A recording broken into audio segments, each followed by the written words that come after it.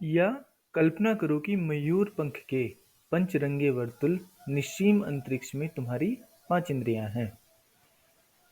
अब उनके सौंदर्य को भीतर ही घुलने दो। उसी प्रकार शून्य में या दीवार पर किसी बिंदु के साथ कल्पना करो, जब तक कि वह बिंदु विलीन न हो जाए। तब दूसरे के लिए तुम्हारी कामना सच हो जाती है।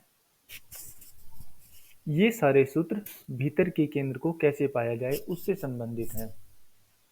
उसके लिए जो बुनियादी तरकीब, जो बुनियादी विधि काम में लाई गई है, वह यह है कि तुम अगर बाहर कहीं भी, मन में, हृदय में या बाहर किसी भी दीवार में एक केंद्र बना सको और उस पर समग्रता से अपने अवधान को केंद्रित कर सको और उस बीच सारे संसार को भूल सको और एक वही बिंदु तुम्हारी चेतना में रह जाए, तो तुम अचानक अपने आंतरिक केंद्र पर फेंक दिए जाओगे।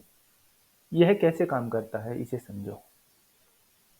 तुम्हारा मन एक भगोड़ा है, एक भागदौड़ ही है। वह कभी एक बिंदु पर नहीं टिकता है।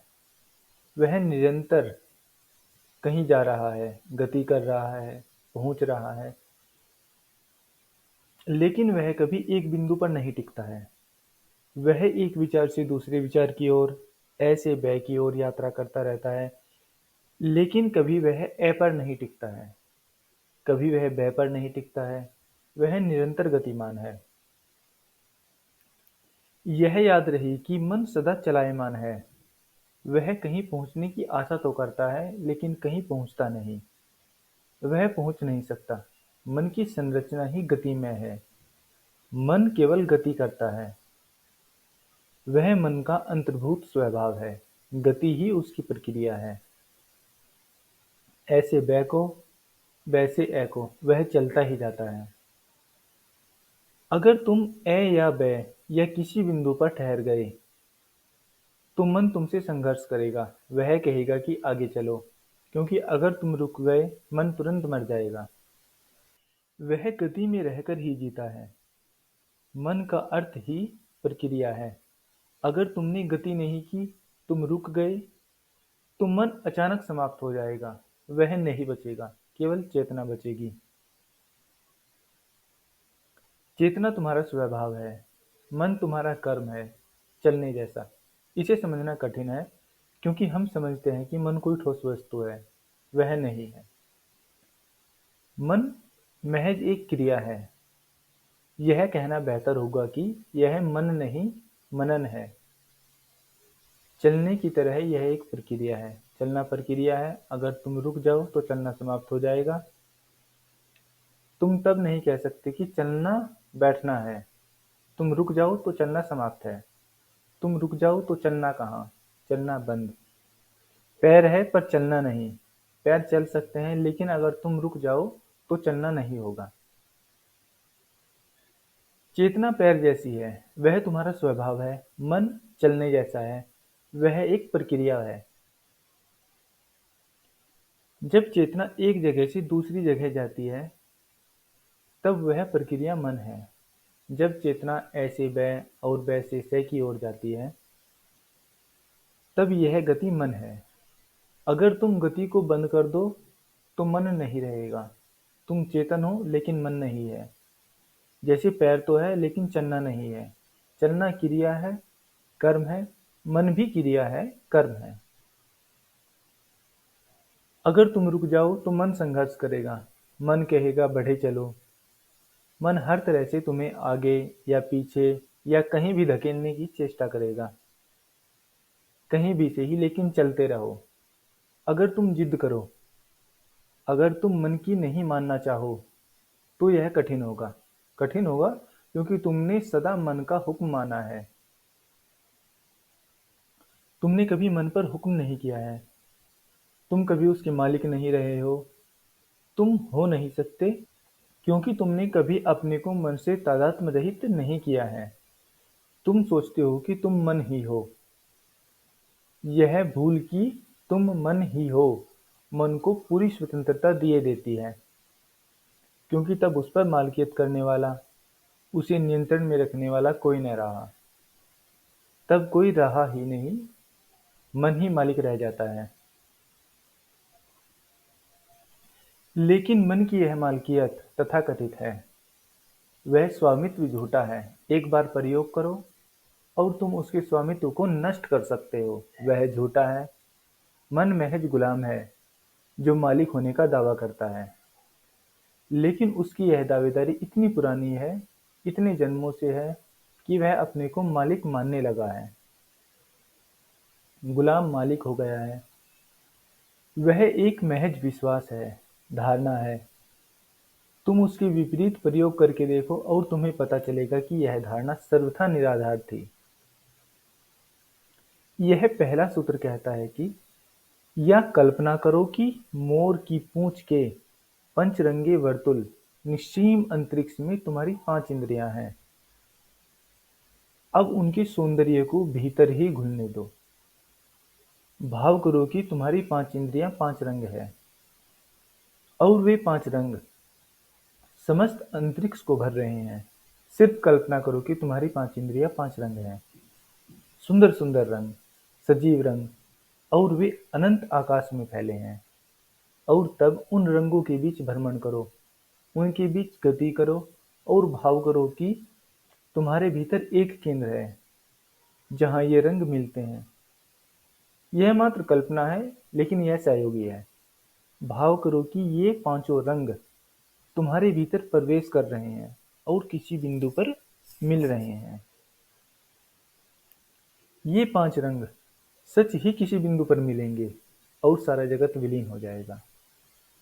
तुम्हारी कल्पना में 5 ही रंग है और तुम्हारी कल्पना के रंग आकाश को भर देते हैं। तुम्हारे भीतर गहरे उतर जाएंगे, किसी बिंदु पर मिल जाएंगे। किसी भी बिंदु से काम चलेगा, लेकिन हारा बेहतर रहेगा। भाव करो कि सारा जगत रंग ही रंग हो गया है और वे रंग तुम्हारे नाभि केंद्र पर, तुम्हारे हारा केंद्र बिंदु पर मिल रहे हैं।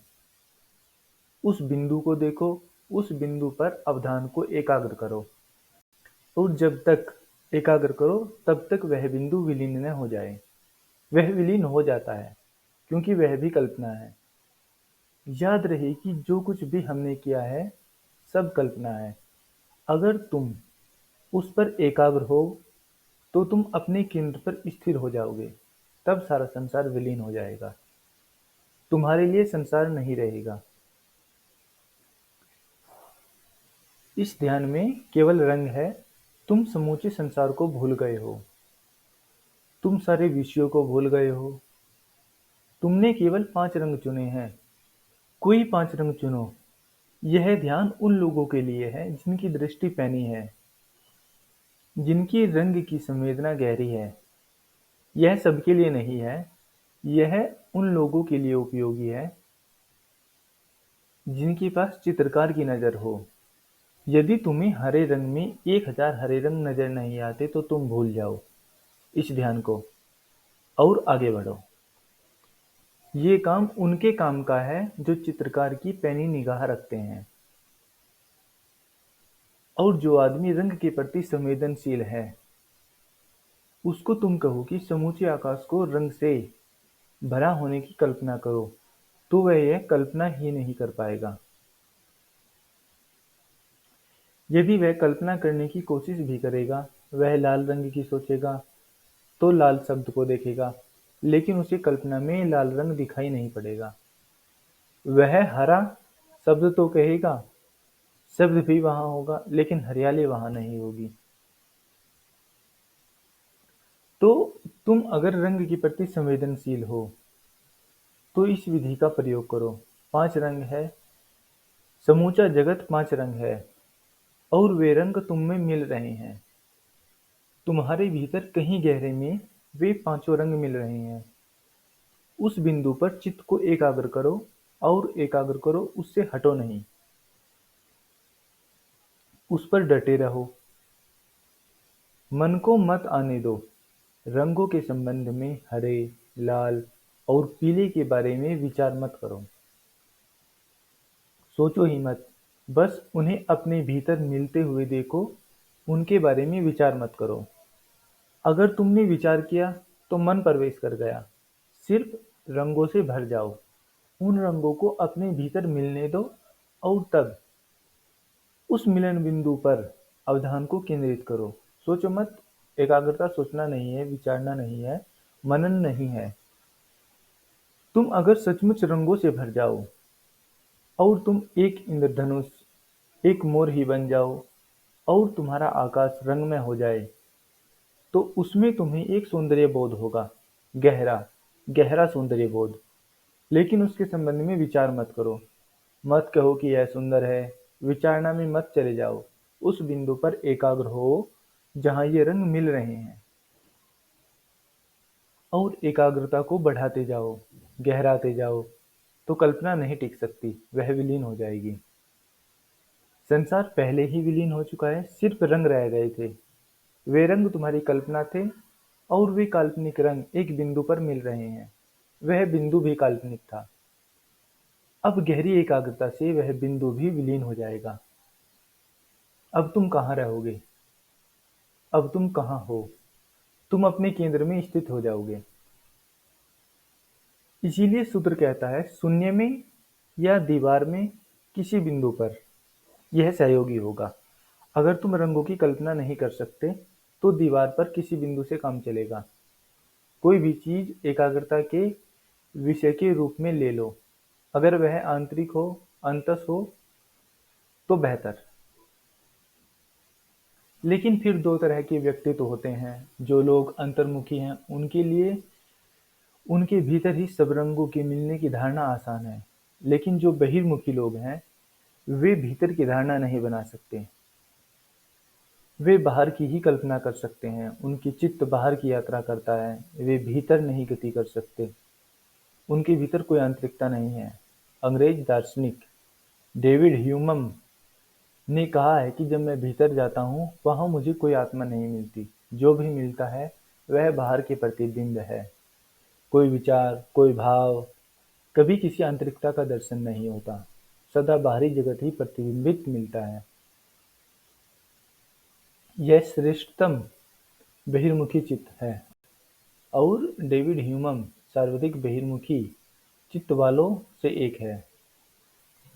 इसलिए अगर तुम्हें भीतर कुछ धारणा न मिले और तुम्हारा मन पूछे कि यह आंतरिकता क्या है, तो अच्छा है कि दीवार पर किसी बिंदु पर प्रयोग करो। लोग मेरे पास आते हैं और पूछते हैं कि भीतर कैसे जाया जाए। उनके लिए यह समस्या है, क्योंकि अगर तुम बहिर्गमिता ही जानते हो, तुम्हें अगर बाहर बाहर गति करना ही आता है, तो तुम्हारे लिए भीतर जाना कठिन होगा। और अगर तुम बहिर्मुखी हो, तो भीतर इस बिंदु पर प्रयोग मत करो, उसे बाहर करो। नतीजा वही होगा। दीवार पर एक बिंदु बनाओ और उस पर चित्त को एकाग्र करो। लेकिन तब खुली आंख से एकाग्रता साधनी होगी। अगर तुम भीतर केंद्र बनाते हो तो बंद आंखों से एकाग्रता साधनी है। दीवार पर बिंदु बनाओ और उस पर एकाग्र हो। असली बात एकाग्रता के कारण घटती है, बिंदु के कारण नहीं। बाहर है या भीतर, यह प्रासंगिक नहीं है, यह तुम पर निर्भर है। अगर दीवार पर देखते रहो, एकाग्र हो रहे हो, तो तब एकाग्रता साधो जब तक वह बिंदु विलीन न हो जाए। इस बात का ख्याल रख लो कि जब तक वह बिंदु विलीन न हो जाए। पलकों को बंद मत करो, क्योंकि उससे मन को फिर से गति करने के लिए जगह मिल जाती है। इसलिए अपलक देखते रहो, क्योंकि पलक के गिरने से मन विचार में संलग्न हो जाता है। पलक के गिरने से अंतराल पैदा होता है, एकाग्रता नष्ट हो जाती है। इसलिए पलक झपकना नहीं है। तुमने बोधि धर्म के विषय में सुना होगा। मनुष्य के पूरे इतिहास में जो बड़े ध्यानी हुए हैं वह उनमें से एक था। उसके संबंध में एक प्रीतिकर कथा कही जाती है। वह बाहर की किसी वस्तु पर ध्यान कर रहा था। उसकी आंखें झपक जाती थी और ध्यान टूट टूट जाता था। तो उसने अपनी पलकों को उखाड़कर फेंक दिया। बहुत सुंदर कथा है कि उसने अपनी पलकों को उखाड़कर फेंक दिया और फिर ध्यान करना शुरू किया। कुछ हफ्तों बाद उसने देखा कि जहां उसकी पलकें गिरी थी उस स्थान पर कोई पौधे उगाए थे। यह घटना चीन के एक पहाड़ पर घटित हुई थी। उस पहाड़ का नाम टा था, इसलिए जो पौधे उग आए थे, उनका नाम टी पड़ा। और यही कारण है कि चाय जागरण में सहयोगी होती है। इसलिए जब तुम्हारी पलकें झपकने लगे और तुम नींद में उतरने लगो, तो एक प्याली चाय पी लो। वे बोधि धर्म की पलकें हैं। इसी वजह से जैन संत चाय को पवित्र मानते हैं। चाय कोई मामूली चीज नहीं है, वह पवित्र है, बोधि धर्म की आंख की पलक है। जापान में तो वे चायोत्सव करते हैं। प्रत्येक परिवार में एक चाय घर होता है, जहाँ धार्मिक अनुष्ठान के साथ चाय पी जाती है। यह पवित्र है और बहुत ही ध्यानपूर्ण मुद्रा में चाय पी जाती है। जापान में चाय के इर्द-गिर्द बड़े सुंदर अनुष्ठान निर्मित किए हैं। वे चाय घर में ऐसे प्रवेश करते हैं, जैसे वे किसी मंदिर में प्रवेश करते हैं। तब चाय तैयार की जाएगी और हर एक व्यक्ति मौन होकर बैठेगा और समोवार के उबलते स्वर को सुनेगा। उबलती चाय का, उसके वाष्प का गीत सब सुनेंगे। वह कोई अदना वस्तु नहीं है, बोधिधर्म की आंख की पलक है। और चूंकि बोधिधर्म खुली आंख से जागने की कोशिश में लगा था, इसलिए चाय सहयोगी है। और चूंकि यह कथा टा पर्वत पर घटित हुई है, इसीलिए वह टी कहलाती है। सच हो या न हो, यह कहानी सुंदर है। अगर तुम बाहर एकाग्रता साध रहे हो तो अपलक देखना जरूरी है। समझो कि तुम्हारी पलकें नहीं हैं। पलकों को उखाड़ फेंकने का यही अर्थ है। तुम्हारी आंखें तो हैं, लेकिन उनके ऊपर झपकने को पलकें नहीं हैं। और तब एकाग्रता साधो जब तक बिंदु विलीन न हो जाए। बिंदु विलीन हो जाता है अगर तुम लगे रहो। अगर तुमने संकल्प के साथ मन को चलायमान नहीं होने दिया तो बिंदु विलीन हो जाता है। अगर तुम उस बिंदु पर एकाग्र थे और तुम्हारे लिए संसार में इस बिंदु के अलावा कुछ भी नहीं था, अगर सारा संसार पहले ही विलीन हो चुका था और वही बिंदु बचा था और यह बिंदु भी विदा हो गया, तो अब चेतना कहीं और गति नहीं कर सकती। उसके लिए जाने को कहीं न रहा, सारे आयाम बंद हो गए। अब चित्त अपने ऊपर फेंक दिया जाता है। अब चेतना अपने आप में लौट आती है और तब तुम केंद्र में प्रविष्ट हो गए। तो चाहे भीतर हो या बाहर, जब तक एकाग्रता साधो, जब तक बिंदु विसर्जित नहीं होता। यह बिंदु दो कारणों से विसर्जित होगा। अगर वह भीतर है तो काल्पनिक है और इसलिए विलीन हो जाएगा, और अगर वह बाहर है तो वह काल्पनिक नहीं, असली है। तुमने दीवार पर बिंदु बनाया है और उस पर अवधान को एकाग्र किया है, तो बिंदु क्यों विलीन होगा? भीतर के बिंदु का विलीन होना तो समझा जा सकता है, क्योंकि वह वहां था ही नहीं। तुमने उसे कल्पित कर लिया था, लेकिन दीवार पर तो वह है, वह क्यों विलीन होगा? वह एक विशेष कारण से विलीन होगा। अगर तुम किसी बिंदु पर चित्त को एकाग्र करते हो, तो यथार्थ में वह बिंदु विसर्जित नहीं होता है, तुम्हारा मन ही विसर्जित होता है। अगर तुम किसी बाह्य बिंदु पर एकाग्र हो रहे हो, तो मन की गति बंद हो जाती है और मन गति के बिना जी नहीं सकता। वह रुक जाता है, वह मर जाता है। और जब मन रुक जाता है, तुम किसी भी बाहर की चीज के साथ संबंधित नहीं हो सकते हो। तब अचानक सभी सेतु टूट जाते हैं, क्योंकि मन ही तो सेतु है। जब तुम दीवार पर किसी बिंदु पर मन को एकाग्र कर रहे हो, तो तुम्हारा मन क्या करता है? वह निरंतर तुम्हें उस बिंदु तक और उस बिंदु से तुम तक उछल-कूद करता रहता है। एक सतत उछल-कूद की प्रक्रिया चलती है। जब मन विचलित होता है, तो तुम उस बिंदु को नहीं देख सकते, क्योंकि तुम यथार्थ आँख में से नहीं, मन से और आँख से बिंदु को देखते हो। अगर मन वहाँ न रहे, तो आँखें काम नहीं कर सकती। अगर तुम दीवार को घूरते रह सकते हो, लेकिन बिंदु नहीं दिखाई पड़ेगा, क्योंकि मन न रहा, सेतु टूट गया। बिंदु तो सच है, वह है, इसलिए जब मन लौट आएगा, तो फिर उसे देख सकोगे, लेकिन अभी नहीं देख सकते। अभी तुम बाहर गति नहीं कर सकते, अचानक तुम अपने केंद्र पर हो। यह केंद्रस्थता तुम्हें तुम्हारे अस्तित्वगत आधार के प्रति जागरूक बना देगी। तब तुम जानोगे कि कहाँ से तुम अस्तित्व के साथ संयुक्त हो, जुड़े हो, तुम्हारे भीतर ही वह बिंदु है जो समस्त अस्तित्व के साथ जुड़ा हुआ है, जो उसके साथ एक है। और जब एक बार केंद्र को जान गए, तो तुम घर आ गए। तब यह संसार परदेश नहीं रहा, अब तुम परदेसी नहीं रहे। तब जान गए, तो तुम घर आ गए। तब तुम संसार के हो गए। तब किसी संघर्ष की, किसी लड़ाई की जरूरत न रही। तब तुम्हारे और अस्तित्व के बीच शत्रुता न रही। अस्तित्व तुम्हारी माँ हो गई। यह अस्तित्व ही है जो तुम्हारे भीतर प्रविष्ट हुआ है और बोधपूर्ण हुआ है। यह अस्तित्व ही है जो तुम्हारे भीतर प्रस्फुटित हुआ है। यह अनुभूति, यह प्रतीति, यह घटना, और फिर दुख नहीं रहेगा। तब आनंद कोई घटना नहीं है, ऐसी घटना जो आती है और चली जाती है। तब आनंद तुम्हारा स्वभाव है। जब कोई अपने केंद्र में स्थित होता है, तो आनंद स्वाभाविक है। तब कोई आनंद पूर्ण हो जाता है।